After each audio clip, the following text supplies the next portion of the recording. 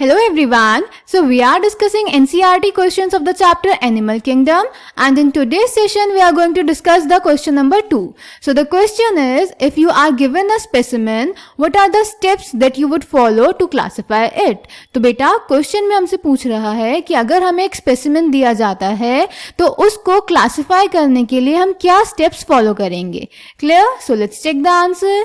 तो बेटा किसी भी ऑर्गेनिज्म को, किसी भी एनिमल स्पेसिमेन को क्लासिफाई करने के लिए हम उसके फंडामेंटल कैरेक्टर्स देखेंगे. जैसा कि हमने क्वेश्चन नंबर 1 में भी देखा कि किसी भी एनिमल को हम क्लासिफाई उसके फंडामेंटल कैरेक्टर्स के बेसिस पे करेंगे. तो अगर हमें कोई स्पेसिमेन दिया जाएगा तो उस स्पेसिमेन में हम उन फंडामेंटल कैरेक्टर्स को देखेंगे और उन कैरेक्टर्स के बेसिस पे उस स्पेसिमेन को एनिमल किंगडम के अलग अलग ग्रुप्स में क्लासिफाई कर देंगे. तो वो फंडामेंटल कैरेक्टर्स क्या हैं? हमारी एनसीईआरटी में दिए हुए हैं.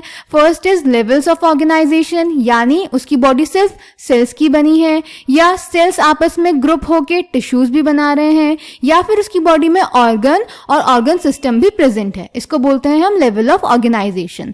Then symmetry. सिमेट्री हमने एनिमल किंगडम में 3 टाइप की पढ़ी है, एसिमेट्रिकल, रेडियली सिमेट्रिकल और बायलेटरली सिमेट्रिकल. रेडियली सिमेट्रिकल वो होते हैं जिनको हम किसी भी प्लेन से काटें वो इक्वल हाफ्स में डिवाइड हो जाएंगे. बायलेटरली सिमेट्रिकल वो ऑर्गेनिजम्स होंगे जो सिर्फ एक ही एक्सिस से काटने पर 2 इक्वल हाफ्स में डिवाइड होंगे. और एसिमेट्रिकल वो होंगे जिसको हम किसी भी एक्सिस से काटें वो इक्वल हाफ्स में डिवाइड नहीं होंगे. Then diploblastic and triploblastic organisation. Diploblastic का मतलब है कि बॉडी में 2 जर्म लेयर्स प्रेजेंट हैं और ट्रिप्लोब्लास्टिक का मतलब है कि बॉडी में 3 जर्म लेयर्स प्रेजेंट हैं. Then coelom. सिलोम यानी बॉडी कैविटी प्रेजेंट है या नहीं. सेगमेंटेशन यानी बॉडी अलग अलग सेगमेंट्स में डिवाइडेड है या नहीं. और नोटोकॉर्ड यानी बॉडी में नोटोकॉर्ड प्रेजेंट है या नहीं, जिसकी प्रेजेंस और एब्सेंस में हमने एनिमल किंगडम को ब्रॉडली 2 ग्रुप्स में डिवाइड किया था, non chordates and chordates. Clear?